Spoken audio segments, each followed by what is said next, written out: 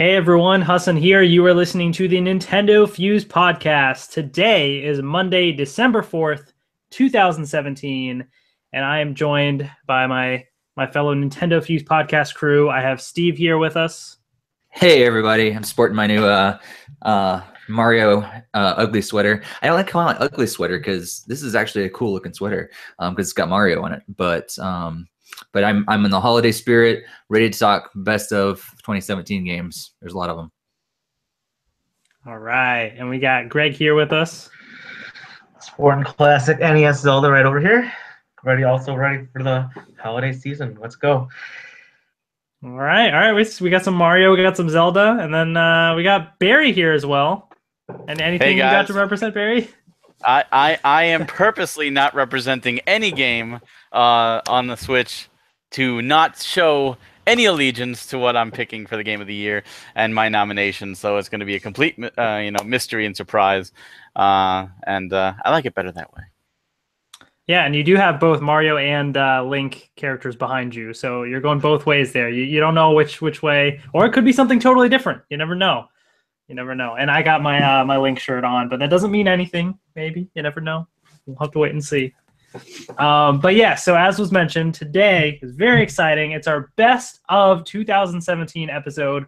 We will crown our NintendoFuse Game of the Year, and it's been a great year. There's been so many great games. So much to talk about. So we're going to jump into it, but quickly before we get to that, I do want to mention one or two things, which is that this podcast is interactive, and you guys can join us in your discussion by posting in the chat room. So we have a chat on YouTube as well, and so you can basically type in there, post your comments, we'll read them on the show. Otherwise, we will... basically, sorry, I'm getting flustered here. We're like working on technical issues and everything. I'm like, wait, what's happening? But yeah, is it working? Can you guys see me when I'm talking? Yeah, I see you fine. Yeah. Okay. I wasn't sure. Yeah. Okay. But yeah, sure there's people in the chat probably see it too, but yeah. Yeah, let us know, guys, in the chat. Like, if you can see it flipping between us and everything, let us know just to make sure that everything is running smoothly. But speaking of the chat, I want to give a shout out to Javery Jefferson, to Mike and Blake as well in the chat room. What's up, everyone? So we got a lot to talk about. So let's just jump right in. So the way that this is going to be outlined, this episode, is we have different categories, and we've changed up the categories slightly. So we have a mobile category this time around. We have a 3DS category, and this 3DS category is going to be all-encompassing of 3DS titles, retail, digital download, kind of all of the above, basically. Then we have two different Switch categories. We have your Switch retail titles, like your big, AAA titles, that sort of thing. And then we have our Switch like eShop and indie category. Like we were originally going to do sort of retail and digital, but there's a bunch of games that are like most like they were digital originally that might be crossing over to physical releases and so on. So we're like, you know what? Let's categorize it as sort of like eShop and indie titles together. So some of those may have physical releases, but their primary release of sorts, I guess you could say, is more the eShop. And then of course our overall category to group everything together.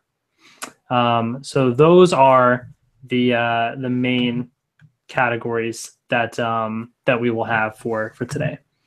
Also, shout out to GamerBoy0100 in the chat. He said, "Hey guys, just want to say you're one of the reasons why I got back into Nintendo." Thank you so much for that comment. That's awesome. It's always cool to talk Nintendo with other people and really, get your thoughts and stuff as well. So feel free to join in on the discussion in chat.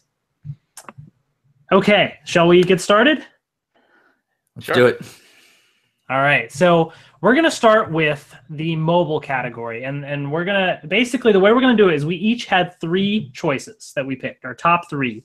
And if there's any honorable mentions, you can mention them at any point when you kind of mention, maybe near your before you get started, or maybe near your first place choice, however you want to do it. But we're each going to mention our third place pick Then we're going to go back around and mention our second place pick and go back around for our final pick as well. So that's how it's going to go. So let's start with Steve for mobile. What is your third place pick? Well, let me tell you, even though Nintendo is jumping into this mobile thing, this was actually a category that I found a little difficult because I haven't really played too much of Nintendo mobile games. I'm still playing Super Mario Run every once in a while, but that's about it. So I don't have a ton of experience with any of these games that I've chosen. However, I found a way to rank them. Basically just based on the amount of fun, the little bit that I have played with them. So for number 3 is Pokemon Magikarp Jump. It's a simple game. I think it's a little too much like some other games out there and stuff. It's fun and everything, but I didn't have as much fun as I had with the other ones. So yeah, Pokemon Magikarp Jump for number 3. All right. Okay. Pretty cool. So the order that we're going to go in, so we're going to jump from Steve to Greg. However, Greg, I understand you don't have too many choices for mobile, right? So unfortunately, I only have a number 1, and it's for only reasons because I can only handle one mobile game at a time on my phone. I'm unable to dedicate additional time to multiple games on my phone. Gotcha. All right, so we'll come back around to you when we get to our first place pick then. So we'll hop over to Barry for your third place pick. This year there was actually quite a bit more for mobile. I do want to give an honorable mention quickly to, even though it came out last year, Super Mario Run's additional content they put out this year. I'm happy to see it supported. I thoroughly enjoyed the additional content. And for those of you that have Android that just got to get the game this year, I think it's a treat, and I really think you should play it. For my number 3 pick, I also chose with Steve Pokemon Magikarp Jump. However, unlike Steve, I've actually really enjoyed this. And of my top 3 is still the only game I'm playing today from the others. I already have, everything maxed in it, max league, top rank. I even have, like you can upgrade all like the food. You could make it so you get more points, and the same with the training. I have all those maxed. I got like the final tank. You can actually upgrade a motor. I got all that. Like, it's just one of those games that I'm able to sit. I could pick up. I could play for 5 minutes, put down, and not touch till the end of the day, and still have fun with it. As mindless as it is, it's a nice time waster, and it's done really well. So that's my number 3. Cool. Very cool. So far in agreement between mobile. We'll see how it goes from here. I do want to give a quick shout out to Javery Jefferson as well for your super chat donation. We truly appreciate that, man. We're just, we're doing this to kind of talk Nintendo and have some fun, and any support is truly appreciated. So thank you for that. Again, if you have anything to comment of your favorite picks and stuff as well, please post it in chat, and we'll definitely read it on the show as well. So for me, I'm kind of in the same boat as Greg. There's really only one game that I have on my list. There are multiple that released. I just didn't play many. So we'll kind of have to skip me for now. And let's go back to Steve for your second pick. All right, number 2 is a franchise that I know other people really, really enjoy, and it may be, probably will be Greg's number 1 as my assumption. But I'm not a huge fan of the series. It's still a great game. I'm just not a huge fan, but Fire Emblem Heroes. So just a personal thing for me, why it's probably not number 1, but still a great game. And if you're a Fire Emblem fan, it's really cool to have that on mobile. All right, cool. So then we'll skip past Greg and go to Barry for your second place pick. The last time we did a podcast, we talked a little bit about mobile. And I remember one of the 4 of us, specifically Steve, was a little unsure about the mobile category. And I think he's that one student in class that like copies the answers, because my number 2 is also Fire Emblem Heroes. Although I'm sure I played it more than Steve. I know I've got enough lip from Greg for not playing it enough, for only being level 1 in many categories. But I did play the campaign when it first came out. I did some of the added stuff. I know they've continued to add and I'm glad that they're adding the content. The game is good. It's just my attention has moved since then. When Fire Emblem Heroes came out, I believe that was February. There wasn't a lot out. The Switch wasn't out yet. It was still like, ramping up. And now that the Switch is out, I really haven't had the time to sit down with a mobile game. So unfortunately, Fire Emblem Heroes does get a little bit of pushback. But it is a great game. And if you like Fire Emblem, then I can't recommend it enough, especially on the go. Very cool. All right. So that brings us all to our number one pick. So we're going to go back around and pick our top choice for mobile. So Steve, what's your pick? All right, so I like a lot of these mobile games. Pretty much, Mario Run was one of the very few that I actually jumped in right at the very beginning. The rest of these I kind of took my time with, and this is one that I did also took my time with. I didn't jump in the very first day, mainly because I knew how much time that I would want to spend with it, and I just didn't have the time at that moment, so I just stayed away altogether. And it's the newest of all the mobile games, Animal Crossing Pocket Camp. Is a really good version of Animal Crossing for mobile, and I love the fact that it's free. They do have the microtransactions and all that stuff, but you don't have to do it. Like a lot of other games, you don't have to spend a lot of your own money. So it's a really, really good game, and yeah, it's fun. I still have a lot. Like I said, I started late. Later than a lot of other people because I just knew I didn't have the time. I didn't really want to be, sucked into it, and I have been sucked into it, but not as early as other people. So, but it's a blast, and it's really cool to have on mobile. And I feel like I'll probably play it a lot more just from time to time. And it'd be one of those games that I do pull out on occasion and just play it on trips and everything. The unfortunate thing is, like I think I said on the last podcast, that I won't be able to play it as much on planes and stuff like that, like I did with the traditional Animal Crossing games, because you have to have internet connection and everything. But that aside, it's a fantastic version of Animal Crossing for mobile, and definitely number one for mobile this year. All right. Well, Greg, do you agree? Nope, I do not. My number one pick was Pokemon Go. Oh wait, that didn't come out last year. No, Steve hit the nail on the head. It was Fire Emblem Heroes. I've been playing the game since launch, logged in every single day, gotten every single bonus, completed campaign, and pretty much all of the content that has come out since. Only missing a few of the chain challenges, which are really difficult to do, but I've really, really enjoyed it. It's very fun playing at the top of the tier with all the people that spent hundreds of thousands of dollars on the game, but that's not as fun, but can't help that though. But love the game a lot. All right. Barry, what is your top choice? Well, it seems, Steve, you have not been fully copying.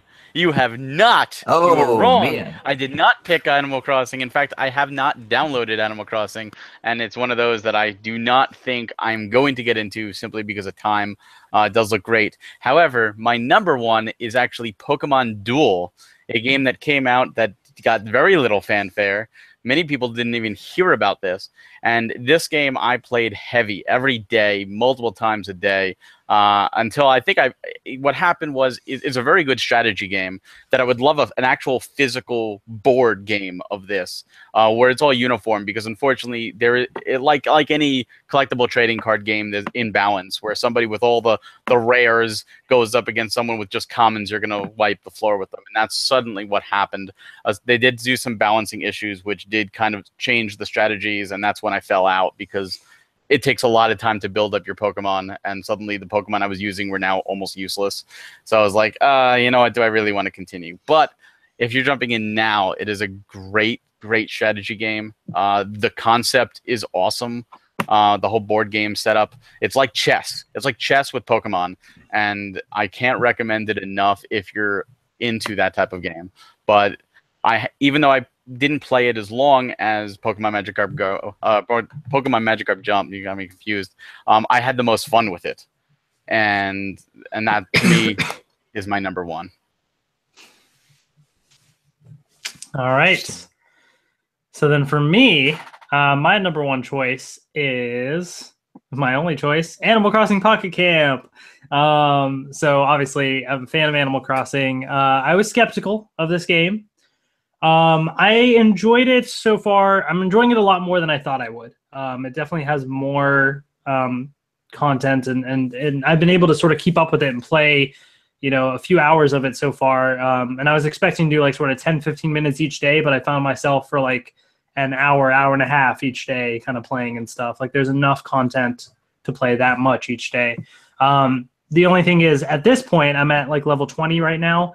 The game has started to significantly slow down, and I'm running out of materials to be able to craft things and so on. And so whereas I was able to sort of keep up with the pace of it, now it's getting into the territory of it's going to take longer to do things unless you, of course, pay money and get leaf tickets and all that kind of stuff. So there's still plenty of content. I don't want to say that there isn't. There's still plenty to keep it going. It's just sort of died down a lot at this point. So I'll keep playing it, but not as heavily, as I did initially. But it's still pretty interesting. It's got that Animal Crossing charm to it and stuff. But it definitely makes me want that full featured game because there's so much still missing that I really want. So hopefully soon we'll get something like that. No, come on, Hassan. Don't Timmy and Tommy need to eat, and Tom needs to put food on the table. You can afford some money to help him out. Come on. No, I refuse. Tom Nook has already taken too much of my money. Even if it was fake money before, it's still too much. Although there is a limited promotion in the game right now where you can actually spend 250 leaf tickets and have either Tom Nook or KK Slider come to your campsite. So I already have KK Slider and I'm saving up, and I almost have enough for Tom Nook. I was debating it because that guy, he's a crook, but I was like, you know what? It's classic Tom Nook. I got to try and go for it. So we'll see. Well, who's a bigger crook then? Is Tom Nook or Red? Ah.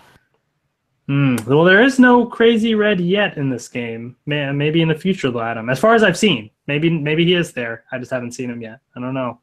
But yeah, it's true. Crazy Red will charge you real money and actually give you crap. Yeah. Oh man, that would be terrible. It would be. You pay like $5 and all of a sudden like you get really just fake furniture that just falls apart or something. Yep.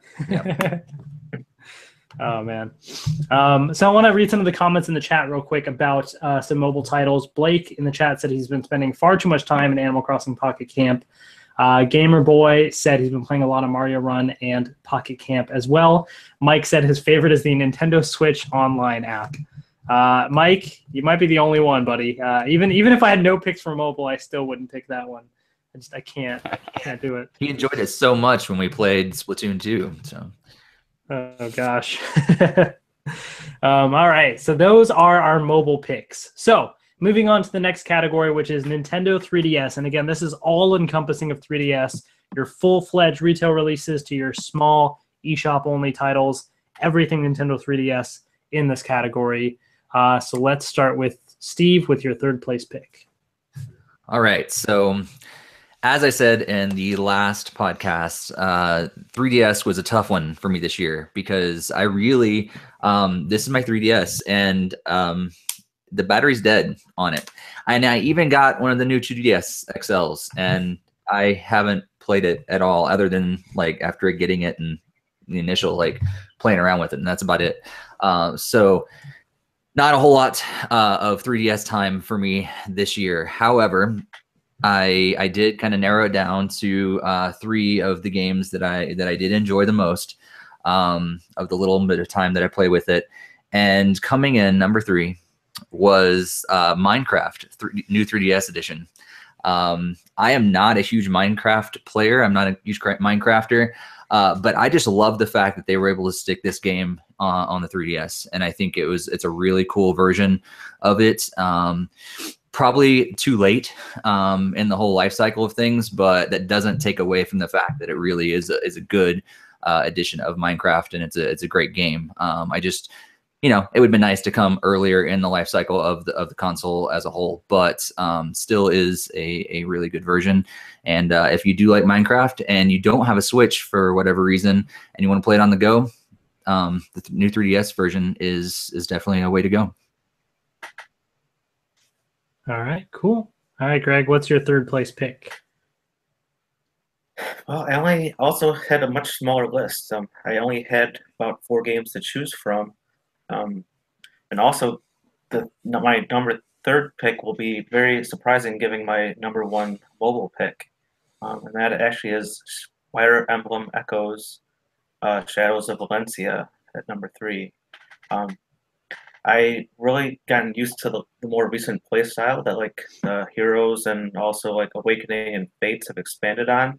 This was kind of returned to form like how the games used to play without like weapon triangles and too much like major planning. It was more just like, oh, throw all your characters in and hopefully none of them die. So um, that's my main concern with the game, and there wasn't really a lot of ways to like upgrade and change characters like roles and their jobs and skills. It was all just grinding and not really too much strategy outside of just make sure to have them run to get healed or whatever to get out of the way. So that was my number 3 pick. All right. What about you, Barry? Yeah, like you guys, I didn't play the 3DS as much this year as I did last year. But it still was a pretty damn good year. I'm gonna save my honorable mentions for before number 1. But number 3 was a game that most people probably forgot came out for the 3DS this year, and that's Dragon Quest VIII: Journey of the Cursed King, which was, I believe, a January launch. And the game was phenomenal on the PlayStation 2. I've been a long-time Dragon Quest fan. And when 7 and 8 finally got the translations over here to America after we begged and pleaded, it was great to revisit 8 on the portable, and it's a great remake. If you like old school classic JRPGs, you got to play it. Especially if you're a Dragon Ball fan. Akira Toriyama did all the animation.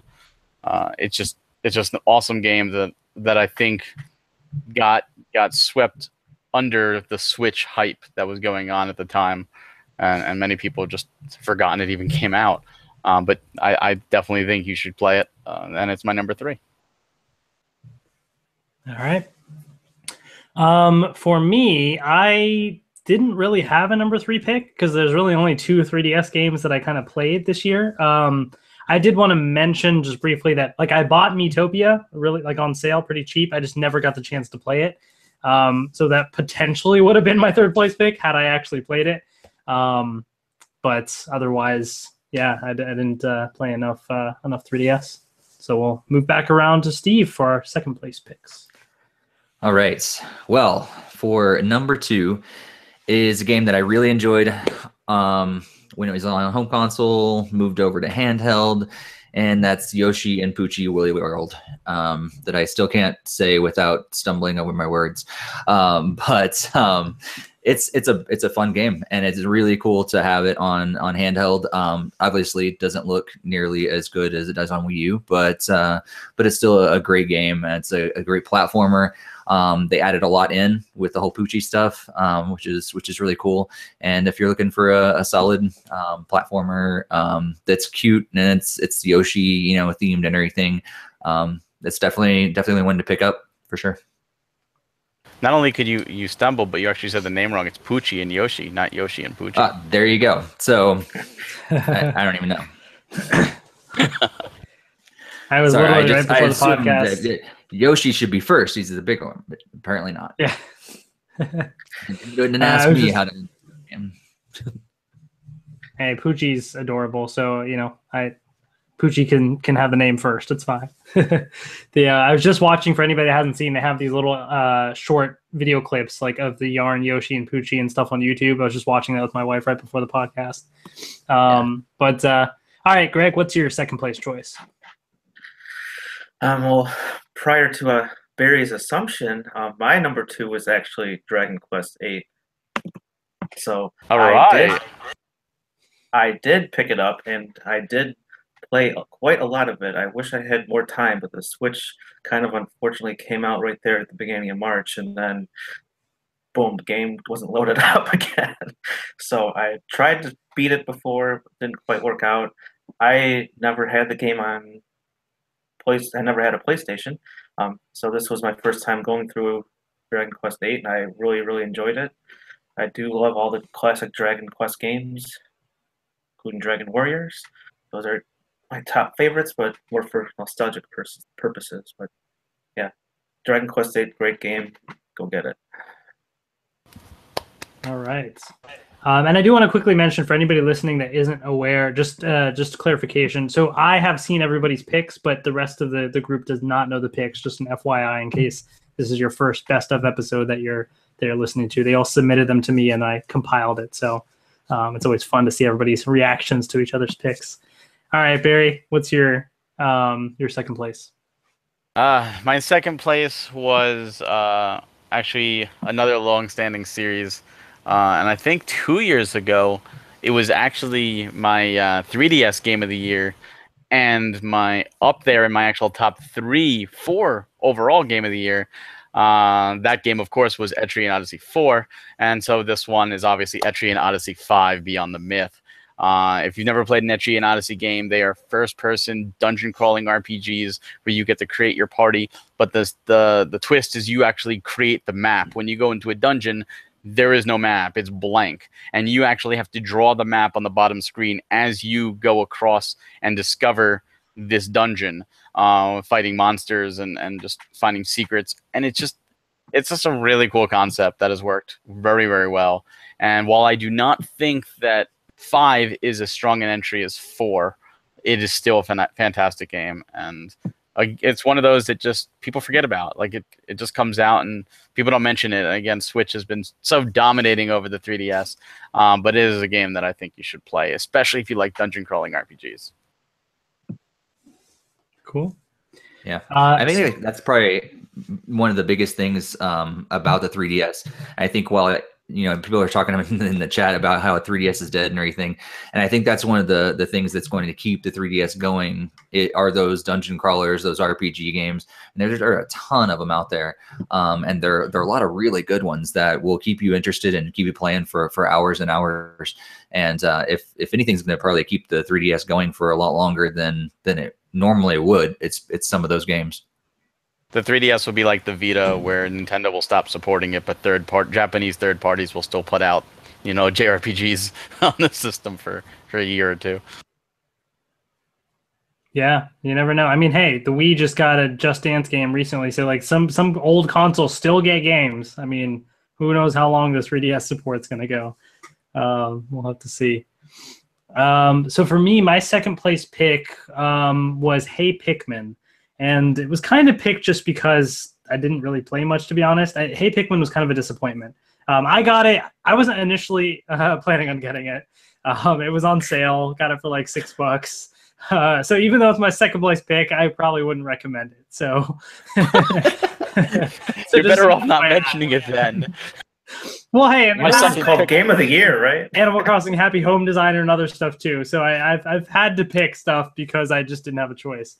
So the moral of the story is do not listen to Hassan's choices because clearly he doesn't care. Yeah, so far these categories have not been great for me. Mobile, I only had one game. The 3DS, my second place pick is a game I don't recommend. But yeah, I mean, it's a repeat of 2016 so far. Yeah, yeah. For Hassan at least. In all honesty, I mean, like, Hey Pikmin, it's not a terrible game. It's just not. It's missing a lot of what I really enjoyed about Pikmin. I mean, yeah, you're commanding your Pikmin and kind of throwing them around, but it's like in the 2D platforming stage, it makes things a lot easier and just very. I felt it was a little bit more boring, and not there's not as much strategy to it, which is what I would sort of expect from a Pikmin game. So I was just kind of disappointed by it. But there's a cool amiibo that you can get, a Hey Pikmin amiibo. So I recommend that, I guess. I don't know. All right, so let's move on to our top choices for the 3DS. All right. So I really wanted Hey Pikmin to be great, but alas, it was not, and therefore it didn't end up in my top 3 at all. But a game that did, it was number 1. That I'm not going to be surprised if other people pick it as well. It was a great game. However, similar to Minecraft, I think this game should have come out earlier so that more people could really enjoy it, because I think a lot of people had moved on to the Switch and maybe didn't play it as much as they should have. It's a game that is a remake of a game that I didn't like very much when it came out on Game Boy, and that is Metroid: Samus Returns. Did not really enjoy it at all. I thought Samus was way too big on the Game Boy, and it didn't work as well, and it wasn't as good as Metroid and Super Metroid, but this remake is a fantastic. I think they did a really great job and a fantastic job. Kind of just reimagined it again, and so even if you have played it before and you didn't like it or you did like it, no matter what, playing it again on the 3DS is great, and so highly recommend Metroid: Samus Returns. Cool. All right, Greg, what's your top choice? Well, I can't think of a better way to lead in except for I just kind of echo Steve's choice there. I got Metroid: Samus Returns as a review copy. It was fantastic. Absolutely loved the game. I don't really remember a lot of my first playthrough. I'm pretty sure I beat the original game back on the Game Boy, but I definitely had to 100% and beat this one all the way through. Is at least in terms of collection. I'm not a speedrunner type. I'm not going to try to beat the game in under 4 hours just to see a little cutscene. So, enjoyed my time with the game. Fantastic. Loved all the exploration stuff, and really hope to see Samus come back in another whatever 2D type form in the future. Cool. All right, Barry, what do you think for number one? I'm just gonna give just two quick honorable mentions before I do my number one. First being Ever Oasis, which just missed at the number 4 spot for me, and number 5 would have been Concept Revolt, which is a great series if you like cards. For my number one, it was a game that I picked up at launch, and it was a game that I actually didn't intend to play for a little bit because I've got such a backlog. But I found some time in between some other games, and I said, you know what? I'm gonna give this a go. And I played it, and I fell in love with it, and I beat it 100%. And that is Metroid: Samus Returns. To echo everybody else, it was a game I knew I was gonna get, but because it was a remake, I'm like, maybe I won't. But I found the time, and I just fell in love. It is a great game. It is a lot of fun. I've always loved the Metroidvania style games, and I recommend it. I mean, I just hope that this helps to show Nintendo Metroid fans want Metroid games. So yes, go out, play it, purchase it, enjoy it, because it is a great game, and it's my number one for the 3DS. All right, so let's see. So Steve's number one pick was Metroid. Greg's number one pick was Metroid. Barry's number one pick was Metroid. My number one pick, not Metroid. Combo breaker. Screw it all up is basically what I'm going to do here. Do you like this game? Animal Crossing Happy Home Designer number one. I traditionally have not been big into the 2D Metroids, and so I just never. And plus, I also, as you can see, my focus has kind of been on the Switch, so I didn't take the time to look into this Metroid game, although it appears like I should, as everybody else says here. So my top choice was actually one of the more recent 3DS games, came out a few weeks ago, I think. And it is Mario Party: The Top 100. It actually, because Mario Party, so much fun. I loved it for many years until the last few games. Very disappointing. They totally changed things up. So this one, they basically are taking the top mini games from the top Mario Party games and combining it together. So I played it with my wife and one of my sisters. We haven't gotten a chance to do like a full 4-player game yet, but it actually is kind of interesting because there's a couple different modes, and one of the modes is almost kind of like a condensed classic Mario Party. Like you're on a little board. Now, granted, you move spaces, but you all move at once. But there is a star space, and you kind of go there, and you spend like 10 coins instead of your traditional 20, and you get the star, or sometimes it's 2 or 3 stars in one space. But, kind of a similar concept. And then, of course, depending on certain spaces or you land on, it triggers a mini game and that sort of thing. So it's a little bit more back to the classic, style. But it's just a way to get into the mini games. There's modes, I think, where you can just jump straight into mini games, and that's all you do. But yeah, it's fun. There's a couple classics. that I remember from playing back in the day. That it's fun to kind of revisit some of those mini games again, and it's definitely worth picking up for those classic Mario Party fans out there, I would say. Did you play Star Rush on the 3DS? Because Star Rush was a lot of fun. I did not. The last I had Mario Party Island Tour on the DS, I guess it was. That was 3DS. Or was that 3DS as well? So that was the last Mario Party on the handheld I got, but then I didn't get. If you like that mini board game where everyone moves at the same time in Top 100, that's Star Rush. You will like that. It is actually a really good Mario Party that's overlooked, I think. Cool. Well, I may possibly have to go back and check that out then. That's cool. Yeah, I really wish it was on handheld, because I've just never been a big Mario Party fan for handheld, and I think that's just the only reason I didn't pick it. If it was on Switch, it probably would be on my list at some level, for sure. But because I prefer the home console versions, but yeah, I've been tempted to get it, but I know that it'd just be something I play by myself, and I enjoy Mario Party a lot more when I'm gathering with other people, and that just happens a lot more on the home console. Right. Definitely true. So in the chat, a couple of people with some comments. Michael Hill says 3DS is dead. Well, if you're listening to just me, I mean, it might seem that way, but as you've heard from other people, there are a decent amount of games that have come out this year as well. So definitely a lot to kind of look out for. Blake said he always loved Dragon Quest VIII, loved getting it and playing it this year.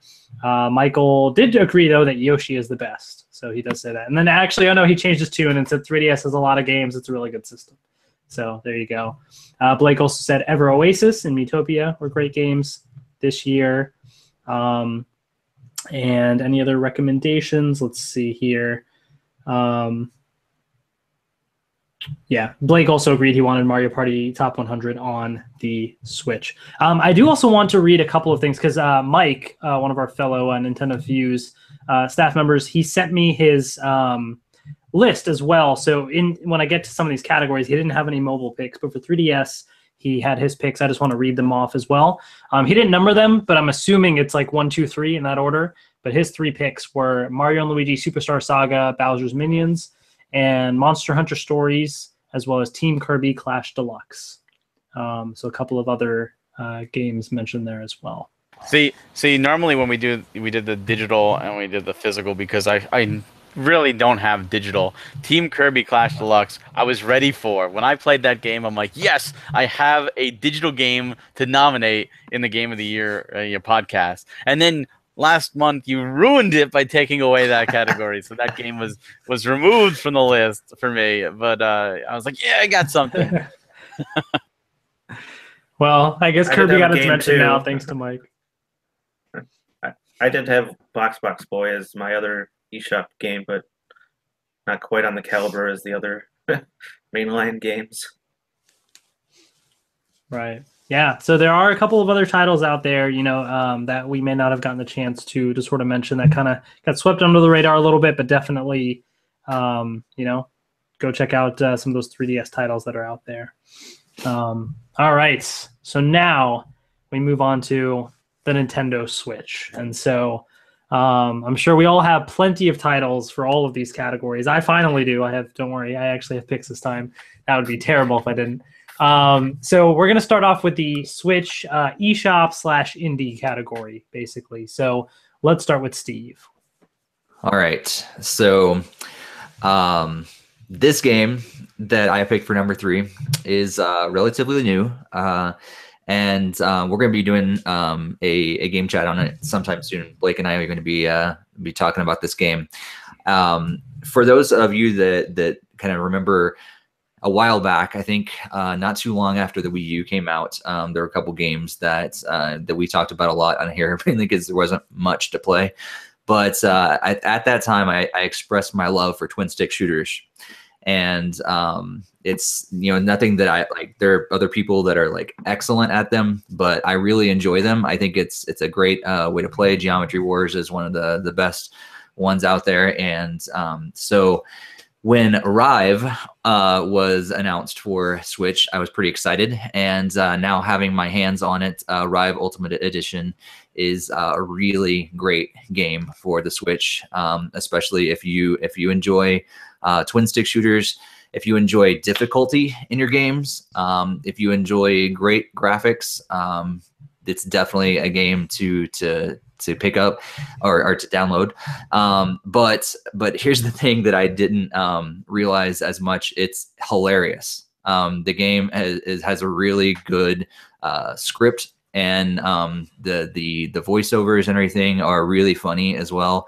And just the responses, because you're gonna die a lot in this game, and it's hilarious how they kind of make fun of you sometimes for dying, and for like the first time the little robot comes along to tell you what's going on in the game, I just shot it because I was shooting everything that come my way in the game, and it's like, and it comes back alive like later on. It's like, well, all right, where was I again?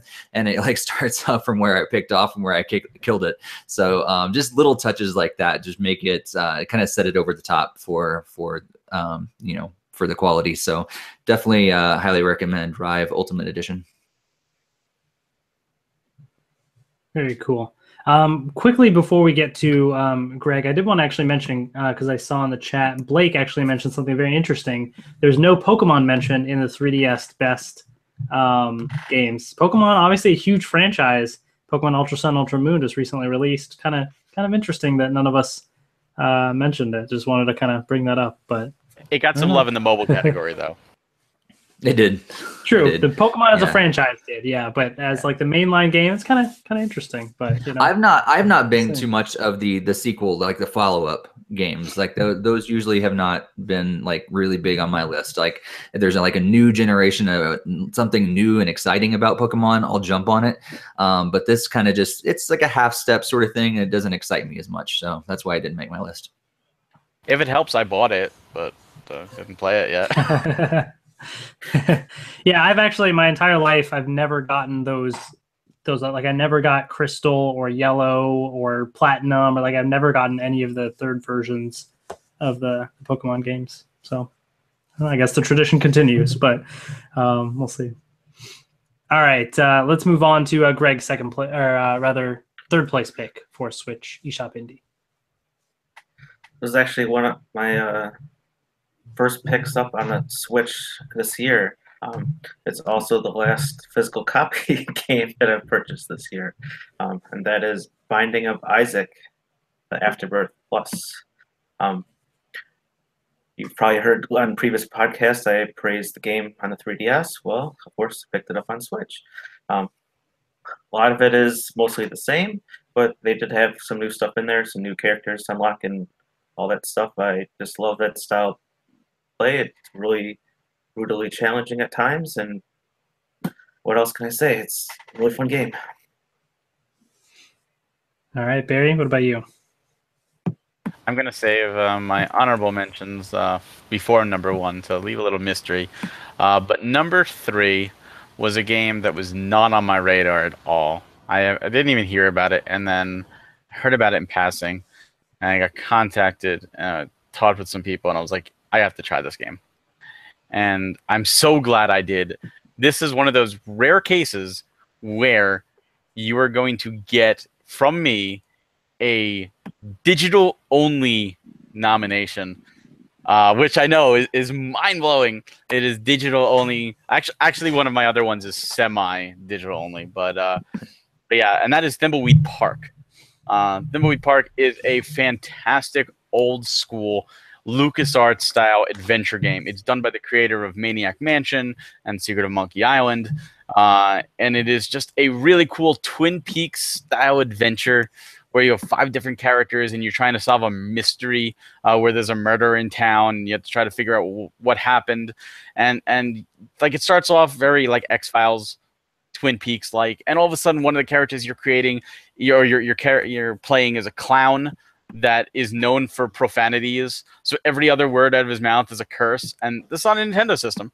You know, and another one you're playing as a ghost. I mean, like, it's so bizarre. and there's little nods to old things, like there is a hamster and there is a microwave.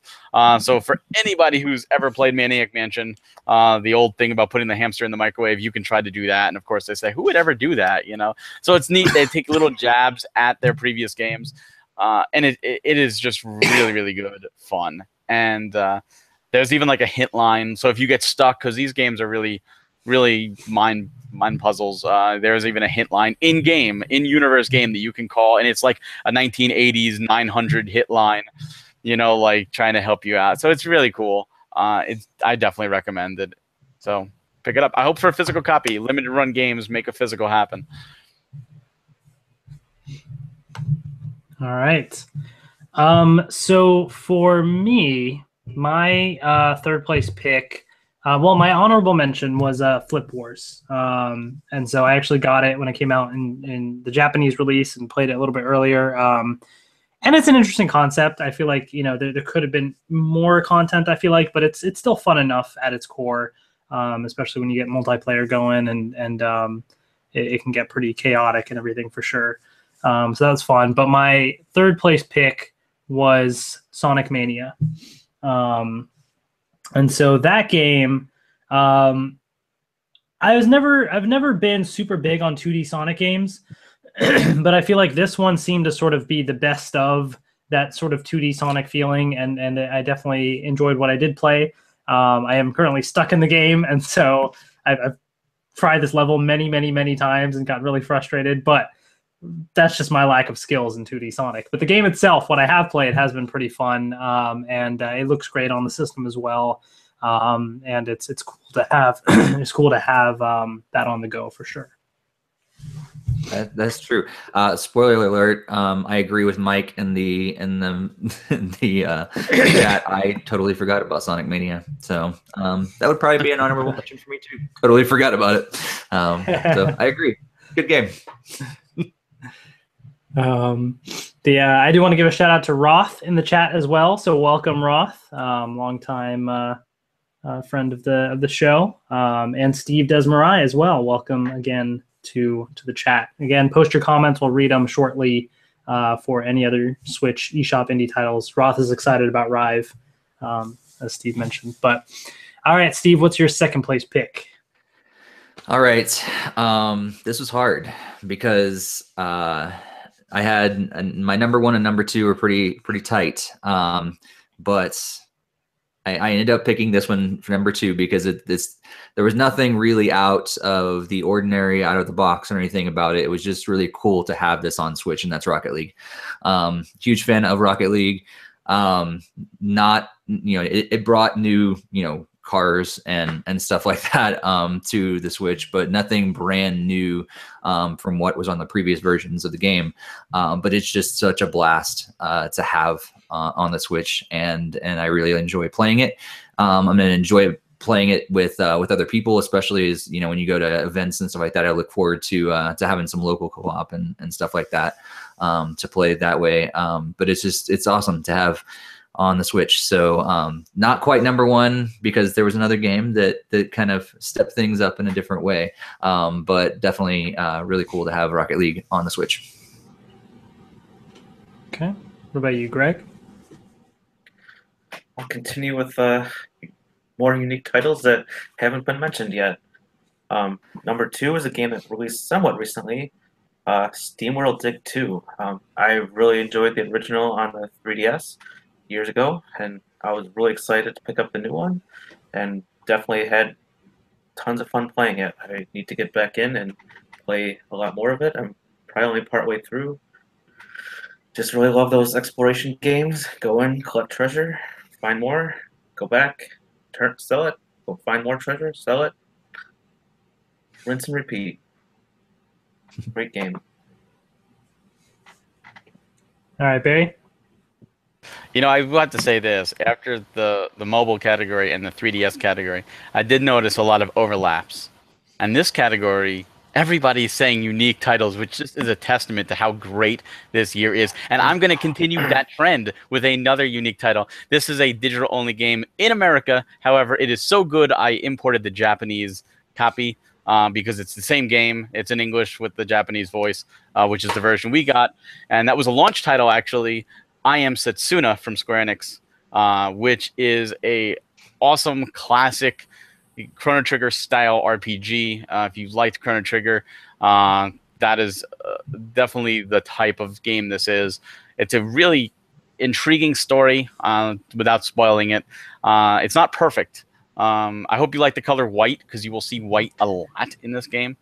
But it is the characters are good, the motivations are good, the story is good, and the gameplay, most importantly, is good. It is a great role-playing game. I know this released on other systems, but this is just one of those, like, if you haven't played it yet and you're looking for a good JRPG, it's not going to be a 100-hour epic. You could finish it in 8 to 10 hours or so, but it's a lot of fun. And that's my number 2 pick. All right. So Barry brought up a good point. So far, everybody's been saying unique titles and stuff, right? So everybody's been saying that. So now it's my turn. And I'm going to say another unique title. So almost threw you guys for a loop there. But this time I got Picross S was my second place pick. I enjoy Picross games. They're a lot of fun. I like how they're just good in short little bursts, And so obviously on handhelds, they're great. The Switch, being console and handheld, you get the best of both worlds, and we get those types of handheld games on there. Not quite as enjoyable as like Picross 3D for me. I feel like that was some of the best Picross that I've played, but it's still pretty fun to have on the Switch. And there's a lot of puzzles in the game, so there's a lot of content, and it's great to have in short bursts in between my sessions with many other Switch titles. So definitely worth taking a look. All right, on to our top choices for Switch eShop /indie. What do you got, Steve? All right. Well, here is a game that that I was very shocked by. In fact, I did not think I was going to like it when it was showed off when they showed it off at E3. But then I finally gave it a shot, and I had a blast with it. And I really had a lot of fun playing with my wife. As a matter of fact, there's not a whole lot of games that we can play together that she really enjoys, because she's not into gaming as much as I am. But when it comes to puzzle games, especially, and co-op games, it's a lot of fun. So Snipper Clips, Cut It Out Together is definitely my number one by far. Like I said, Rocket League, I had just as much fun probably with Rocket League, but it really didn't bring anything new, where Snipper Clips kind of brought some new elements, and it's been a lot of fun. And now they've added even more to it. They keep, supporting the game and kind of made it even more. So if you had it before, now they have DLC, or you can pick up the physical copy, which makes people like very happy. And then you can get it. So you download it or pick it up from the store with all of it and together. It's a fantastic game, challenging, fun, and it's just a blast. Cool. All right, Greg, what's your top pick? I actually had one honorable mention that I actually didn't send, and that was the Shovel Knight Treasure Trove, another launch title. Obviously, that was also a great game, but not quite to make the top list. My number one is a game I think that just released like 2-3 weeks ago, and that is none other than It'll Do 2 Plus. Again, previous podcast, love the previous game on the Wii U back when the Wii U was a thing. This game just took it all out and made it even more Zelda-like, and it's fantastic. If you like the 2D Zelda experience like Link to the Past, this game would be right up your alley. You go explore dungeons, solve puzzles, defeat enemies, defeat the boss, all great stuff. Do the dungeons in practically any order that you want. All the puzzles can be solved with the equipment that you either get in the dungeon or like just your normal stick, as opposed to actually having a sword. But great game, lots of fun. Almost got the true ending, but didn't quite get it yet. So was working for it. Nice. All right, Barry, what about you? Honorable mentions, I just got to give a couple, just because this category is just so not 2016. There's just so many good games. And I'm just going to list them really quickly because they need some love. Blaster Master Zero, Tiny Barbarian DX, Axiom Verge, Zero Striker Gunvolt, the Striker Pack, and of course my man Super Bomberman R, which has been fixed since the launch. All great titles that deserve your time. However, my number one pick is unfortunately not unique, which shouldn't come as a surprise to anyone listening to this, based off of the description given, and that is also It'll Do 2+, as the resident Zelda, crack addict. That this game spoke to me in spades. I did get the true ending. I just was absorbed in this game. I did not put it down. Did all 8 dungeons, did 90% of the bonus stuff, got all the 4 bonus dungeons done. The puzzles are just really especially that final dungeon. Like there were rooms that I would sit for at least 25 minutes trying to figure out how to solve this, because they're simple but difficult, because you only have like a few tools and you can solve it with those tools, but you have to solve it with those tools, and there's only like 1 or 2 solutions to figure it out. And the same goes for the Dream World. I don't know if Greg, you did the Dream World. The Dream World actually gives you mini dungeons where you only have your stick, or you only have your ice creating rod, and that's it. And all the puzzles can be solved with that one item, and that's all you get. They take away all other items so that there is no chance of you trying something extra complicated. But it is a great game. It is a funny story. It is a very fourth wall breaking story in a sense. And it's completely under my radar. If this did not get a physical release, I would probably not have played this, but it got a physical release, and I was just like, this game looks cool. Let me try this out. And I fell in love. And it's my number 1 game of the year for this category. Yeah, I did do all the optional dungeons. I made it to the true final boss. I think there's only a few doors that I didn't find, but I have all the collections are maxed out except for the heart pieces. I have 1 that I haven't found. Yeah, that true final boss, let me tell you. Oh, that's another thing I do want to mention in this game. There is no potions. In fact, it's a running joke about potions throughout this game. Like in Zelda, you can have health potions. You can have fairies. You don't get that. So, like, picture doing Link to the Past and you're going through a dungeon and there's no way to heal. You have to go through, pretty much. I mean, you can find, like, enemies can drop hearts, but you can't really rely on it. So prepare to die, like Dark Souls style. Like, go through a dungeon to point A and die, and then go back to point A quickly and go to that 1 more room and die, and just keep doing it that way. But it's fun. It's really fun. Yeah, I only used one lockpick. That was in the stupid Tower of Ice. I never used any. The ice rink. Yeah, they even give you lockpicks in case you can't find keys. And one of the dungeons, they say, we actually put an extra key in this dungeon for you, like, so don't fret, like, don't worry about struggling and trying to find. We gave you an extra one to make it easier. Just enjoy the dungeon, kind of deal. See, I'm a casual gamer. That sounds like too much for me. No, I'm just kidding. No, it sounds really cool. A Link to the Past. If you like A Link to the Past, you will like this game. Fact, pretty much. Gotcha.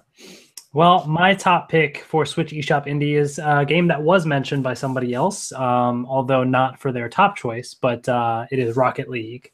Enjoyed it on the PS4, got it on the Switch, and it's been a little while since I played on the PS4, and realizing that I'm still terrible at the game. Nothing has changed, but it's a lot of fun to have on the go, and the little Mario and Luigi cars are fun. I haven't gotten the Samus one yet. But yeah, I mean, it's Rocket League on the go. It looks good, and I like that. All the little things that traditional Nintendo online games tend to ignore, like your little kit chat messages and different stuff like that. They still have in this game, so it's nice to have all of those features still intact with this version. Yeah, and I think that's one of the crazy things we've talked about in a couple of our game chats about how games that have not been doing a great job of allowing you to play with friends, and Rocket League's one of them, and it's one of the ones that actually have done it well. What I'm saying, and it's really cool to have pretty much, I mean, all very, very, very few things are different from the Switch version than the other versions. And all the things that are different are very minuscule, and it's really cool to see that they've ported over really, really well. Yep. So I that was just pretty want to crazy. read on. I was Yeah, gonna say out of there's a 12 lot of possible that. game, 10 games were unique, not counting honorable mention games, which there were more unique titles there. That's a like compared to last year, it's unbelievable night and day difference. I will say this category. I mean, obviously, we've already done mobile and 3DS, and looking ahead at Switch retail, this is the most diverse category of choices. So eShop indie titles is really where you're going to find a whole wealth of titles available for sure.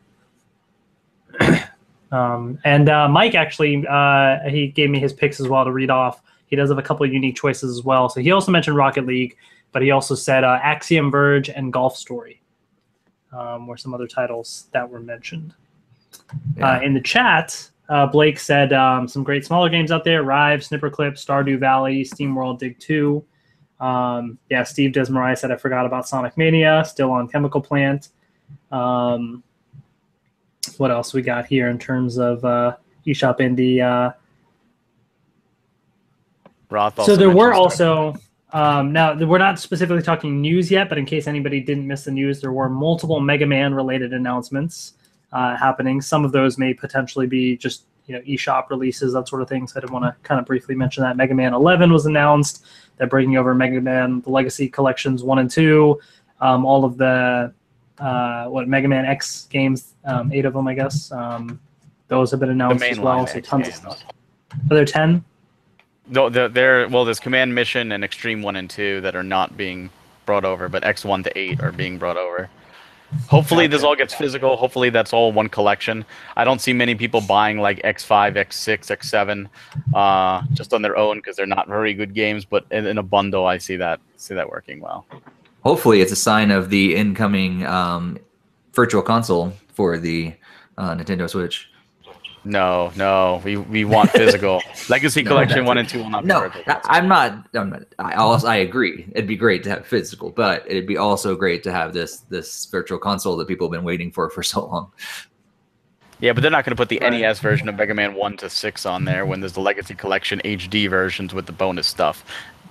Why would you buy the original when you could have the original plus some, Right. And then Roth also mentioned Stardew Valley just released as well. The eShop has been getting waves and waves of fun, addicting titles. So yeah, lots of great content there. But we're getting into our final category before we get into the overall. And so this is our Switch retail titles. So this one, at least for me personally, was the toughest category for me to sort of pick my top choices, but we had to do it. So, Steve, let's start with you. What's your third pick? All right.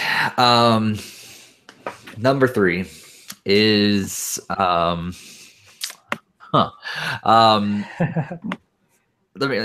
feel like I have to give this a little bit of caveat because I actually by naming it number 3, I feel like it's probably a game they're like expecting me that I have played like a ton of, but it actually has not been. I played the original of this game a whole lot more than I played its sequel. However, it is still a great game, and I played a lot of it, but I did play the original more. Because it was so new and so exciting, and the sequel just kind of barely made it better. It didn't like really ramp it up, but it's still a fantastic game, and that is Splatoon 2. Really fun. I think they've done a great job with it. They did ramp it up for the sequel, but like I said, it's not as earth-shattering and brand new as Splatoon was when it first came out. But Splatoon 2 is definitely still a game that I keep going back to over and over again. I think largely because of the online component, that there's always new people to play and just have a fresh a game out there, and they keep, just like the original one, kept pop it out, new weapons, new maps and all that stuff, and so it's really cool to play Splatoon 2. But yes, I'm acknowledging the fact that it's not as groundbreaking or whatever as the first one was, but still an excellent game. All right. What about you, Greg? Well, this title is not quite new to me, but mostly it is because I didn't get a good representation of it. This game was came out originally on other systems back in, I think, 2011, along with Skyward Sword, and that is Skyrim. I had it on the PC for a while, and then it basically broke my PC because it was barely compatible to run it. The fan never was the same again.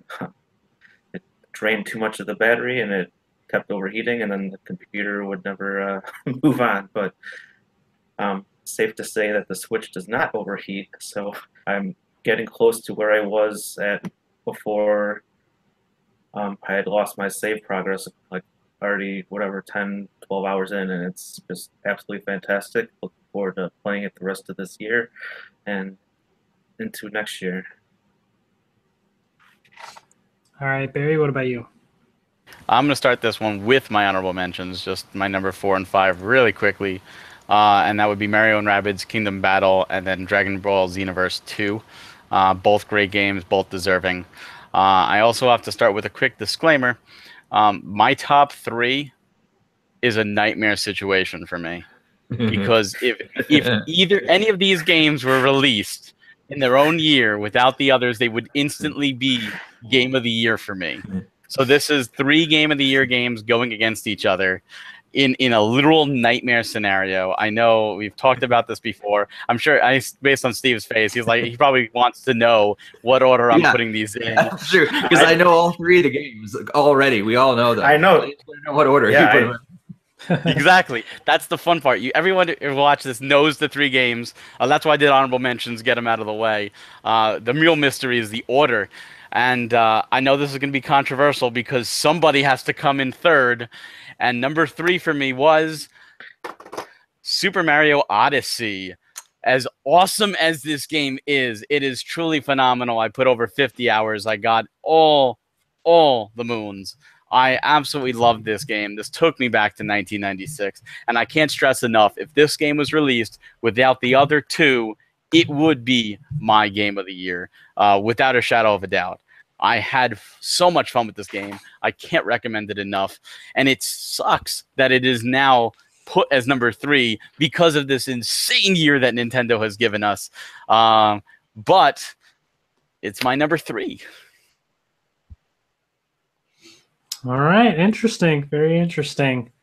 Okay, so that brings me to my 3rd place pick, and this was very, very tough. Have to give an honorable mention to Mario & Rabbids Kingdom Battle. Did not make the cut, but it was very, very good. I was kind of between 2 different games here, and the 2 games were Mario Kart 8 Deluxe and Splatoon 2. The one I ended up picking for 3rd place was Splatoon 2. I love Mario Kart. I love it to death.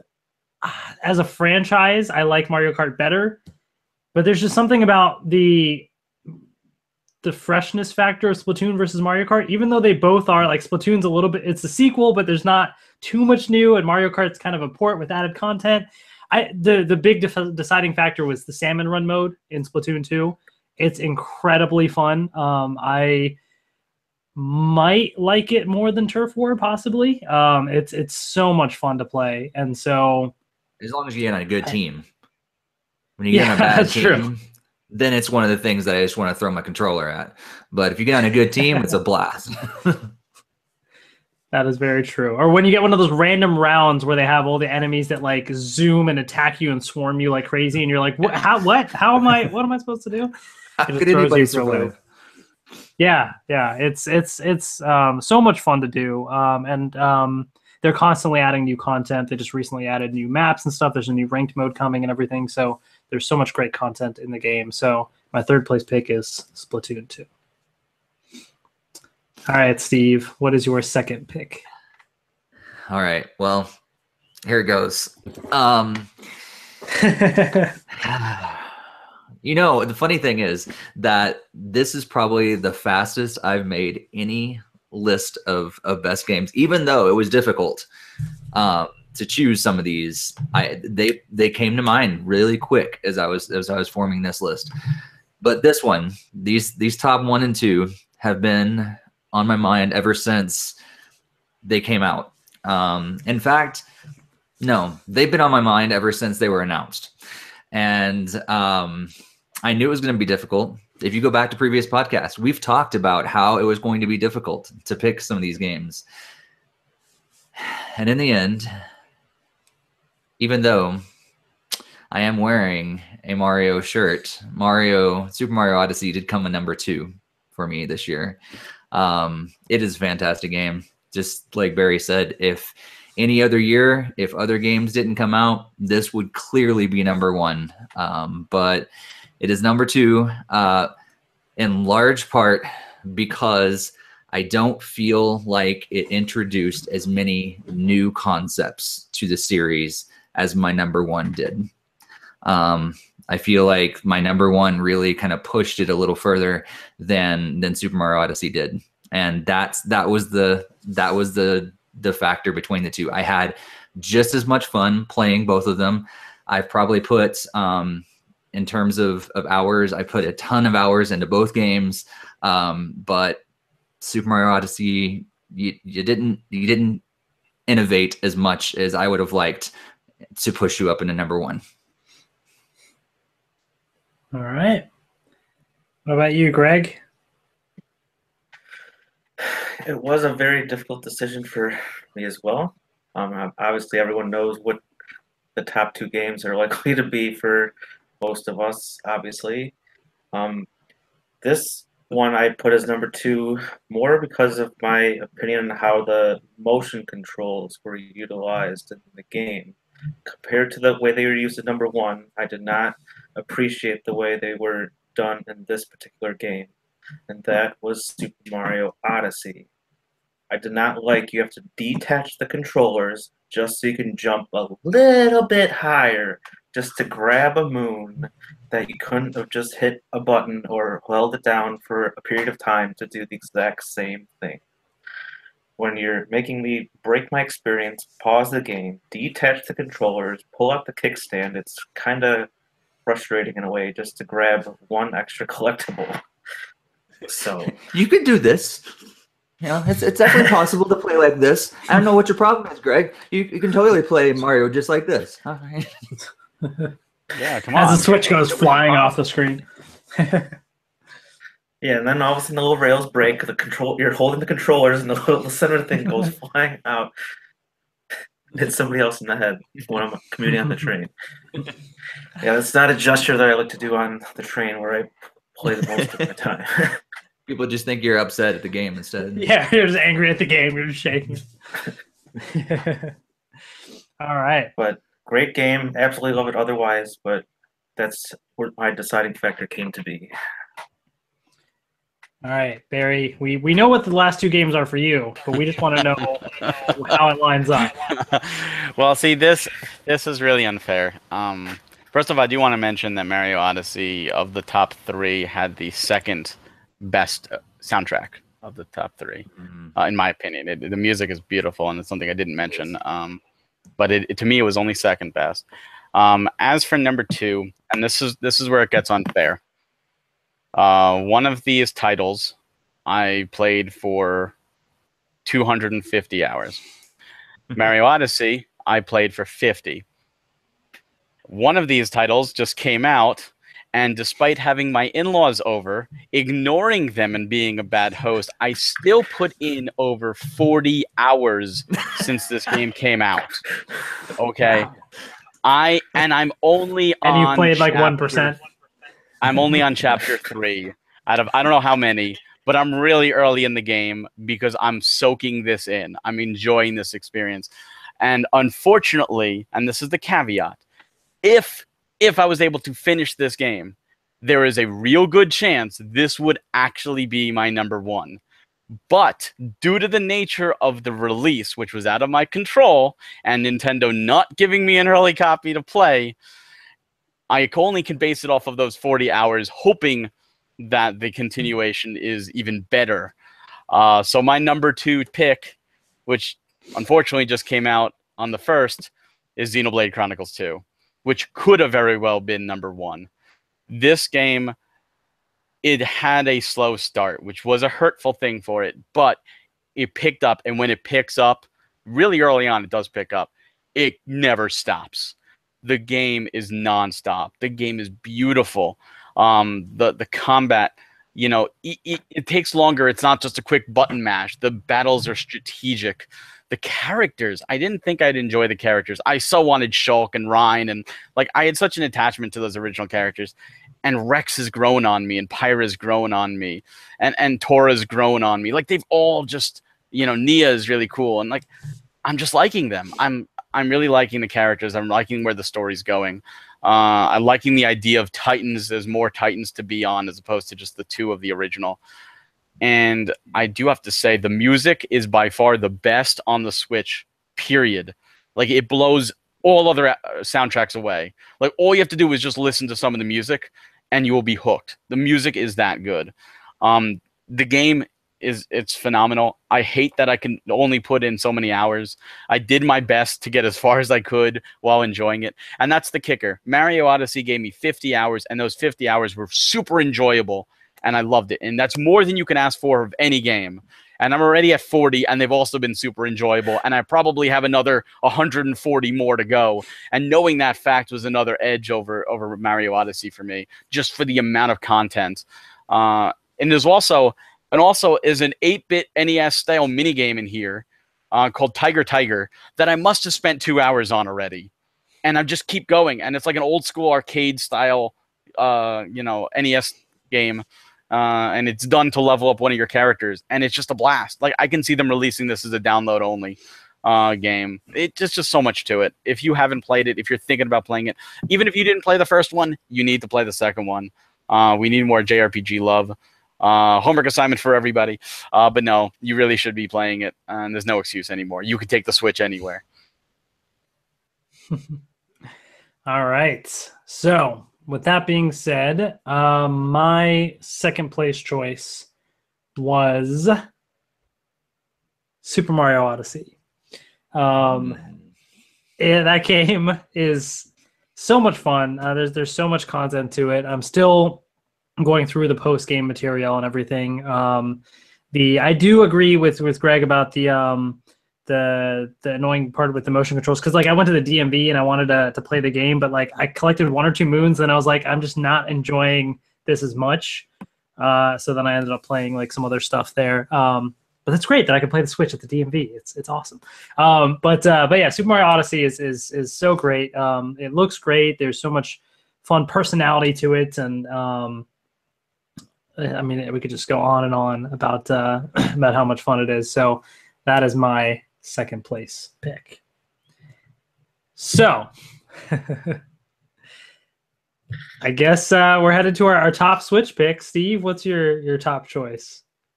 I do appreciate that I get to talk about it first. And you already have his bonuses.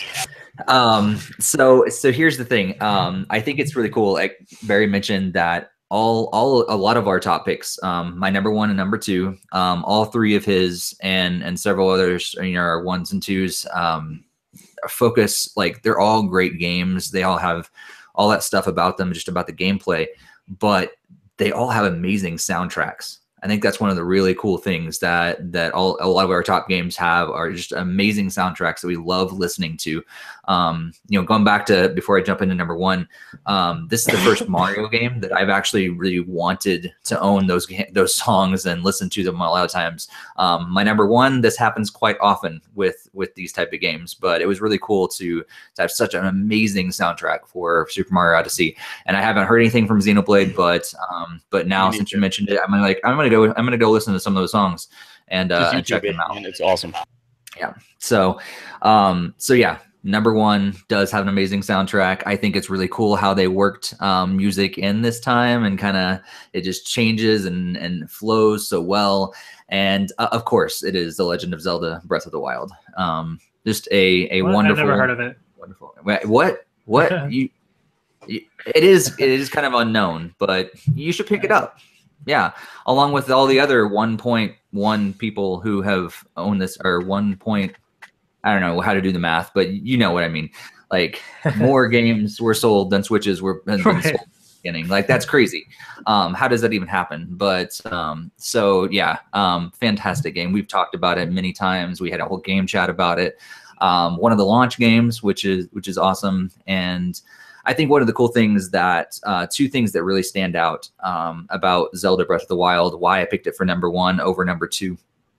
Number 1 is that I think they really did innovate more in Breath of the Wild than they did in Super Mario Odyssey. I think there was some really cool new elements, some things they brought back from the past, similar to Super Mario Odyssey. But just the way to really bring the world and make it alive and make it really feel like I really felt like I was on this adventure as Link this time, more than any other time. I still felt like I was playing as Mario and playing a game, but a lot of times I was just drawn into this adventure as Link and felt like I was you know, him in a lot of ways. And so that was really cool. And it's also, you know, both games, it's the one that I want to go back to and finish all the extra stuff more than I do Mario Odyssey. I finished Mario Odyssey. I might go back on occasion, but I want to go back to Zelda to get all the extra stuff and everything a lot more. And so it has a lot more replay value for me. And that kind of bumped it up to number 1 as well. All right. Greg, what's your number 1 pick? Well, my honorable mentions would be obviously Splatoon 2 and Mario Kart 8. I guess Bomberman if it's not in another category. But number 1 obviously has to echo what Barry said earlier. Based on the amount of content, hours played, none other than Breath of the Wild. I absolutely love the game. I know I had a couple breaks here and there, but I did finish everything that I had wanted to. I even beat the game on Master Mode. I looking forward to the DLC pack that should be launching sometime this month. I had so much fun playing the game. I really love that every single player has a different experience. There's no one way to do the puzzles. There's just no one way to play the game. Everyone has their own complete unique experience, and it's kind of brought back like that playground type talk where it's like, oh, I found this shrine over here, and then go over and check it out type stuff. So I absolutely love the game a lot. Definitely my number 1 pick for this year. Cool. All right, Barry. I guess it's my turn. Well, obviously, this game, for me, my number 1, I put the most hours in. And it actually, when it came out, it was the start of the last month of my mother's life. So it was a very, very emotional journey for me because it was very hard in real life dealing with everything. And this gave me my escape. This allowed me to play and enjoy it and have some fun. And that may be one of the reasons I put so many hours into it. But, you know, I did actually, to be fair, by the time I finished, she was still alive. But I think she stayed alive, you know, just to help me make sure I got through it and didn't have to worry about everything else that goes on. So I could enjoy it. And of course, I'm talking about Troll and I mean, it was just a really great game. What? No, I'm talking about Breath of the Wild. Mike totally agrees with you on that one. Mike agrees. I know. No, of course, I had to pick Zelda. You know, and it's that tough when it comes down to Zelda, Xenoblade, and Mario. Three of my favorite franchises. And I said, like, as much as I love Breath of the Wild, as emotional as that game was to me, I still feel Xenoblade might have topped it had I gotten the chance. And that tells you something about how great this year is for games. But if you haven't played Breath of the Wild, I mean, one needs to be said. It's awesome. It is a truly great Zelda experience. It is still not my favorite Zelda game, but it is definitely up there. It is a breath of fresh air. It is very enjoyable. Everybody has their own journey. You can tackle things in your own pace, in your own order, and just have fun with it. I didn't do the master mode.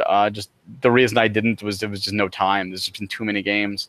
You know, I'll go back before the DLC comes out and just mess around with it again, get refamiliarized with it, because I haven't played it since, you know, DLC Pack 1 came out. I haven't even done the Xenoblade crossover quest yet, but I know that will be there. But no, it's just, what's there to say? It is, when the game came out, I think we called it back in March. It said this is Game of the Year. Like, we called it back then. I think so many other publications called it back then. It's just an awesome game. And if you haven't played it, if you don't own a Switch, and you have a Wii U, play it on the Wii U. Just play this game. It's awesome. Well, I just do want to say we haven't gotten the game of the year yet. There could have been a 3DS game or a mobile game or something That's that could have true. topped it. So you never know. You have to, we'll see. My top pick for Switch, maybe surprising, but it's actually ARMS. No, it's not. That's not at all. Nobody mentioned ARMS because that game was forgotten about, and obviously it's I liked it. I mean, I don't know what more needs to be said. The game's incredible.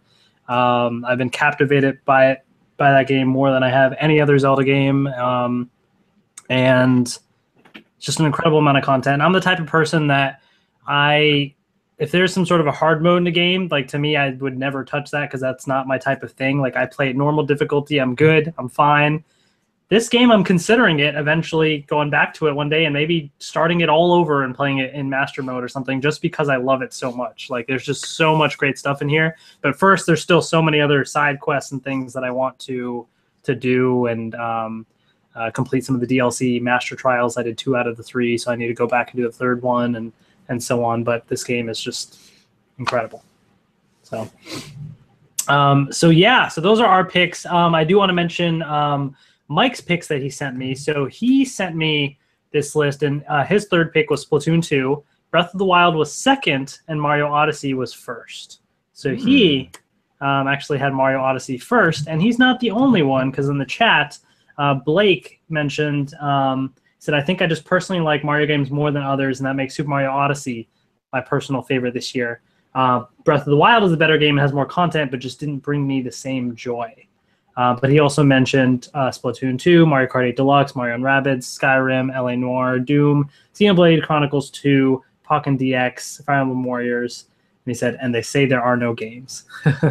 So lots and lots of great content out there for Switch. So much. So that brings us to our final category, which is sort of our overall picks, tallying everything together from mobile, 3DS, eShop and indie for Switch and Switch retail titles all together and picking our ultimate top 3. So for this one, what I think we're going to do is we're going to go around, but everyone's going to say all 3 of their picks at once because we've kind of already done the 3, 2, 1, that sort of thing. So that way we can sort of give our reasons for why we organized our list in that way.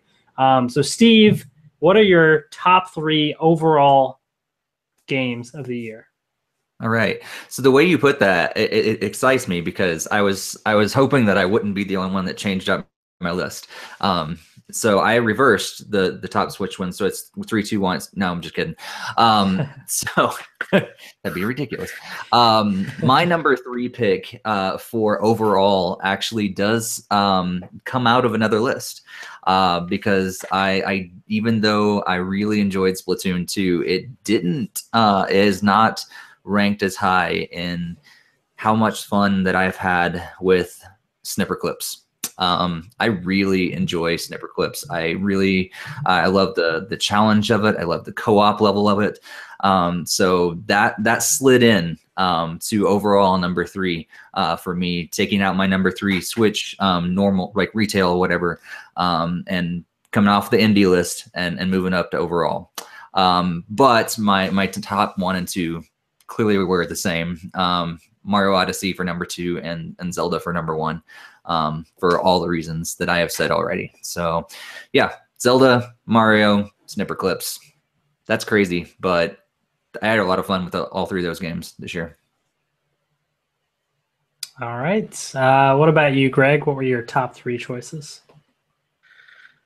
Well, my number 3 probably comes out of left field because it's also not a Switch game. It's not even on the Switch, and it's a game that I've poured way too much more time than I'd like to admit, and more money than I'd like to admit, and that's Fire Emblem Warriors. Warriors or Heroes? You mean... Or not Warriors, Heroes. I mean, I was thinking Warriors, so I meant to say that earlier, that I actually didn't pick up that game, and that's why I didn't make any of my other lists, but Fire Emblem Heroes, number 3.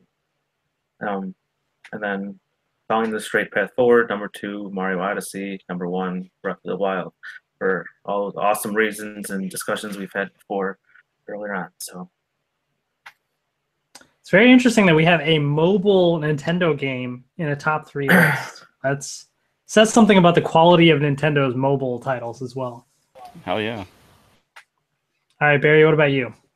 Well, for me, I just want to give a salute to all the indies and the close to AAA games, because games like It'll Do and even Axiom Verge and Thimbleweed Park and I Am Setsuna, on a normal year you would get there and possibly be in my top 3, because you're all deserving games.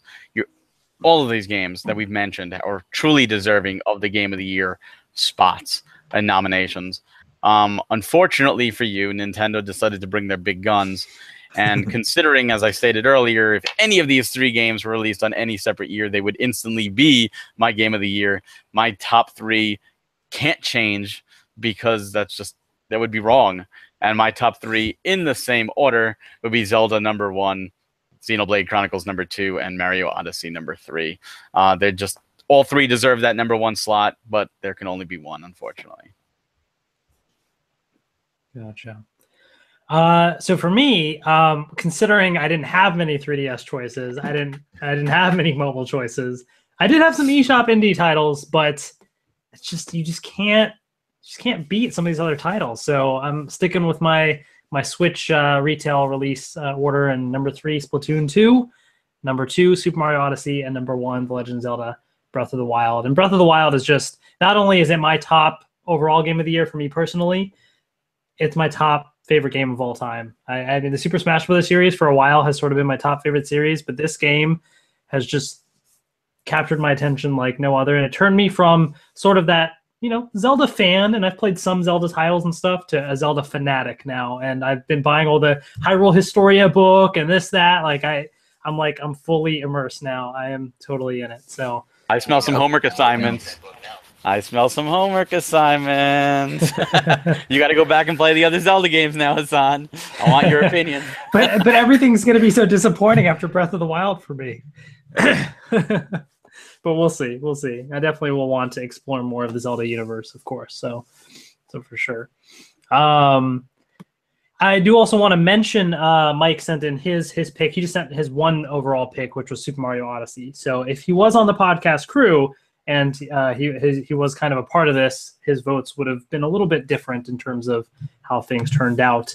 In the chat, we don't have any other specific mentions, so we're going to get into our official NintendoFuse Game of the Year awards. And so tallying up all our votes. So the way this works is each of us, as we just mentioned, our top 3 overall games. So the number 1 picks get 3 points for each person. The number 2 picks get 2 points, and the number 3 picks only get 1 point. And I tally up all the points. If there are any tiebreakers, then what I do is I go back to each of our overall picks, and I look at, okay, maybe these 2 games tied, but one person picked this as a number 1 title and one person picked this as a number 3 title, for example, right? And so then the one that was picked as a number 1 would edge out. Now, interestingly enough, right, there was a last-minute switch at the end, because obviously Xenoblade Chronicles 2 came out very close to this podcast. So Barry was like, hey, FYI, depending on how it goes, I may switch things up. So before he sent in his little switch. I will say originally I did have Mario Odyssey as my number 2 with Xenoblade as number 3, because I hadn't played it yet. And so I was being caught like, all right, Mario is so good, that's going to be my number 2. But, it wasn't until today that I was like, all right, I've put in so many hours, now I can confidently say where it was. And that's, again, the fault of Nintendo for releasing it so close to this podcast and just not giving me enough time. But how dare they? How dare they, right? Those bastards. They should The only way earlier. to make it better would be to make a direct tomorrow, which they might happen. Yeah, I would be happy with that. But yeah, so basically I was kind of struggling, because what happened is, as you could probably imagine, I'm sure you guys can kind of figure out some of the picks already, the 3rd place overall was tied amongst 4 games. So then I went back to look at all of our picks in our overall Game of the Years, and it was all at equal levels. So the tiebreaker failed. So then I was like, okay, well then maybe I'm going to go back into not our overall picks, but into our individual categories of Switch or 3DS or whatever, and then compare how they ranked. And that was close, but it came down ultimately. Initially, it was going to be, if I had done that scenario, the third place pick would have ended up being, surprisingly, Fire Emblem Heroes. Just because that was a #1 pick from Greg in the mobile category. Even though he had no other picks. That's how it ended up turning out. However, things got switched because, obviously before the submissions were closed. Yeah. Yeah, exactly. So the Switch took over, mobile's gone, kick it out, and Xenoblade Chronicles 2 is our third place overall game of the year for NintendoFuse. So very, very close, basically, is what it's saying. And then, of course, second place goes to... I wonder what those could be. ARMS, and first place goes to Splatoon 2. No. Second place, Super Mario Odyssey, and our NintendoFuse 2017 Game of the Year is The Legend of Zelda Breath of the Wild, which we all pretty much called as the day the game released, and we all talked about it right afterwards. We're like, yeah, I mean, this is it. Even when Super Mario Odyssey was coming, we're like, it might be able to beat it, it might do it, but we just, I think we all just kind of knew it was Zelda. Yeah, so. It's what saddens me though, and I know again it just came out, is that the only one who talked about Xenoblade, and it's our number 3. That means homework assignments are going out to all of you to at least play Xenoblade Chronicles 2, or at least listen to the music, because you need to do that. I will listen. Mario and Odyssey are so big. Music I can do. I can't commit 500 hours to a game though. I still gotta finish the original one and X before I go on. Well, you don't need to, but you don't need to. Well, I mean, I just gotta complete your other homework assignments before I go on to your third one. Yeah, your homework is past. I think your homework is past due by now. My God, you failed so many classes already, Steve. Just so much there. No, I mean, I played them. I just haven't beat them because. Yeah, well, at least you played them. Yeah. That's the thing. That's the killer's time. But that's a testament. Like, for any of you listening, if you haven't already done this, or you're new to our podcast, listen for lulls. Listen to our 2016 Game of the Year podcast, because it's a very different type of episode. Quite funny, quite sad, and it really shows in 1 year how much Nintendo can turn things around. Yeah. Well, I think the big thing with time is too that, we've talked about several games tonight that if we had the time, we would have dived into a lot of different stuff. I mean, Skyrim is one of the ones that I have it, and I'm excited to eventually get into, and I know it's going to be great, even though it's a 5-year-old game now, 6-year-old game, but I know it's going to be great, but I just don't have the time to dive into it because there's just only so much time to play, and honestly, it's the reasons why I still picked my number 1s and 2s and 3s and everything, because as good as it is, I'd rather go back and play some more Breath of the Wild instead of starting Skyrim or anything else. Right. Yeah, definitely. Unfortunately, I wanted to go back and listen to our old Game of the Year podcast, but a bunch of the old ones weren't working at the time. Hopefully it's only a temporary thing. I don't want to have lost those episodes or anything, but I look back, and so 2009 is when we started the podcast. 2010 is when we started our Game of the Year episodes. So we've selected a Game of the Year for multiple years since then. I know that last year it was Pokemon Sun and Moon, and the year before that was Super Mario Maker for Wii U. So those were our last 2 Game of the Years. Man, yeah, this year's so much better. I mean, they all different in comparison. I mean, those are great games, but I'd still pick all 3 of these over those games. Right. Same. I think wasn't 2014 Link Between Worlds maybe? So that's what I was wondering. I think that came out in 2013. That was 13. So that's I think that was our pick for 2013. Yeah, I don't remember what 2014 was though.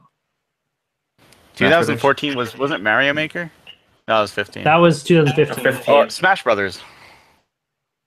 Wasn't it Smash Brothers? I'm pretty sure it was Smash Brothers. Probably. I think it was that the year that Mario Kart 8 came out, when it was between Smash Brothers and Mario Kart 8. Yeah, I think so. That sounds about right. Yeah. Yeah, but I think Smash Brothers won that one. Yeah. I think so too. Gotcha. But yeah, so that's our game of the year, guys. And so many great games, so much great stuff to go check out. And of course, we're ending the year here. However, the Game Awards are this Thursday. Nintendo of America has been tweeting about it, so we may see some stuff come out of it. They did say the Zelda DLC would still be coming this year. They've shown Zelda before at the Game Awards. I think there's a high chance that we'll get some Zelda DLC stuff at the Game Awards. So the Game of the Year continues with more content. I hope not. Not And yet. the exciting thing is that Nintendo was very well represented this year in the Game Awards. I think in the past years, yeah. I'm like, oh man, there's some good games. Why aren't you talking about them? But there's some really good games, as we've been talking about for the last couple hours. And yeah, it's really cool to see Nintendo so well represented. What's that? Like if you go to the Game of Year Awards official page, you can vote. So if you like these games, if you like Zelda, you like Mario Odyssey, if you like other games, you actually have a vote. So cast it, use it, because don't watch it and go, oh, well, this game didn't win. If you didn't vote, you really have no place to say. Yeah, and that's actually one of the reasons why I forgot, but another reason why Zelda creeped up into #1 for me too, because as I was voting for the Game Awards, I realized I was picking Zelda more than Mario in those different categories, and so I was like, well, that makes sense that it would be #1 for me as well, because it's the one I keep going back to more often than not. So yeah, it could be exciting Thursday night. So definitely tune in. And one of the other things too that I noticed, I forget what magazine it was like Time or I don't know, whatever it was, but they picked like their top gadgets of the year, and beating out the iPhone 10, depending on what you want to call it, X or 10 or whatever. All these other things was the Nintendo Switch, which was pretty cool to see, because Nintendo's not really been that much in the public spotlight probably since the Wii. So it's pretty cool to see that much attention given to it, and some awesome games to back it all up, and it's cool to just hear people talking about Nintendo in a good way again. When a lot of times, I don't know about you guys, but you talk about what video games you like, and I'm just like, well, I tend to find myself playing more Nintendo games than others, and in the past couple years they're like, oh really, what's there to play, blah blah blah, but that's not the same anymore. This year, especially with the Switch and its great lineup, has definitely changed some things. And I tend to find people going, "Oh, wait, you have a Switch? That's cool." So that's pretty sweet. Yeah, I agree with you. In a lot of the gaming groups I'm part of, that I do have discussions, it's very, very heavy PS4 versus Xbox One.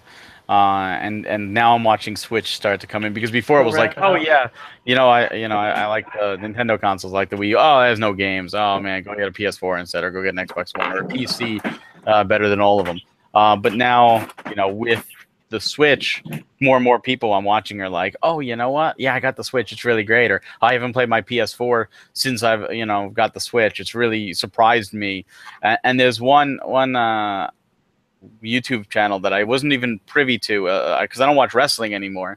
One of the wrestlers, Steve something, I forget his name now, pro wrestler, talks about how he travels for all these different things. He got a Switch and he does his unboxing, and he's a big, strong guy. He's like, I like, the manly man games. He's like, man, I'm loving the Switch. Like, this is my best game. Like, if this had Madden, I wouldn't even touch my Xbox. And it's so weird to see like somebody of pop culture like that you would never expect to be seen on a plane sitting there playing a Nintendo console, boasting about it. And he probably has sold more, some Switches just from people who are like wrestling fans. I know WWE comes out the 6th.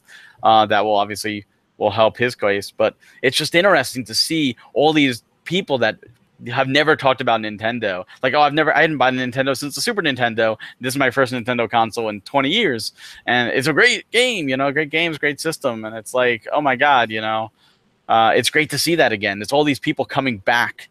That we've all know. We've been with Nintendo the whole time. We've loved Nintendo the whole time. Not all their decisions, but at least their games. To see them come back, and it's great. It's great for Nintendo and great for gaming. Yeah, absolutely. It's so cool to see. I definitely have like sentiments from my wife working at the library. She gets a lot of kids coming in looking for the Switch games, and I saw it during for a holiday event over just this last Saturday. Some kids like, oh, we want some games to play. What do you have? And it was just Super Bomberman R. And then I was like, wait, there might be a few other ones. Like, oh, we found, here's a copy of Odyssey. And they're like, boom, took it. I mean, hands down. I mean, you definitely know there's lots of demand for it. Lots of people are looking to even get the games to try them out or whatever. Take their kids to the library just to get a couple games, and they have trouble keeping them on the shelf. Yeah, absolutely. There's also another factor. I was gonna say Black Friday quickly. Like the Switch was like the #1 sold item on Black Friday and Cyber Monday, and it was the only one that wasn't on sale. Like all the other things were on sale, and the Switch was not on sale and was number one. I love the Black Friday ads because it's like, this discount, this, because it was one of the front page ads. I forget which store, and it had the Switch, but it was like just regular price, and I was like, oh, okay, that's cool. That's your Black Friday deal. Just buying a Switch, just being able to get the sale is that it was in stock. Yeah. Well, it's cool they did have the quantity of Switches actually available for people, because we were worried earlier in the year if they would even have the amount that they would need. But I have seen them in stores more often, and there are pallets of them ready for Black Friday, which is pretty cool to see that they knew it was going to be a hot ticket item, and they supplied the necessary amount of consoles to get it out there for the people that really wanted it. Yeah, absolutely.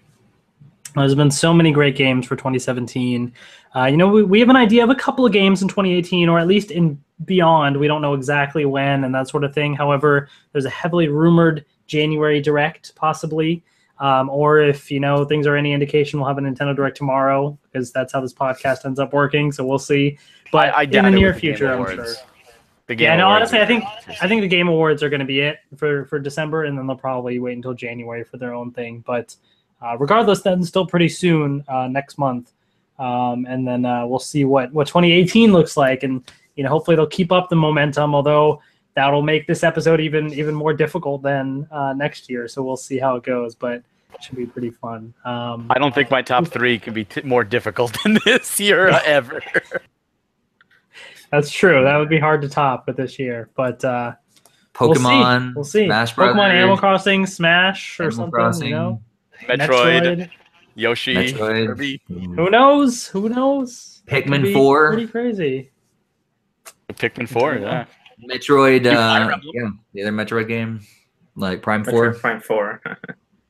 Metroid Dread. You never know. Nintendo, they can just throw random stuff at us. Mother 3, Mario right? Maker Switch. Mother 3.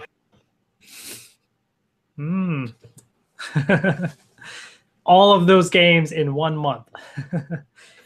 One week before the podcast, and we have to all figure it all out right at the last second. But we'll see. We'll see how it all shakes up. But lots of great games. Go check them out if you haven't already. And hopefully you guys enjoyed this best of episode. Thank you to everybody that joined in the chat and stuff as well, and posted your comments. It's been great to get your feedback as well. And with that being said, I think that's going to wrap it up for the year as well. So, to everybody out there that celebrates, Merry Christmas, Happy Holidays, Happy New Year. We'll see you next year in 2018. Have a great one. See ya. Happy New Year, guys. Yeah.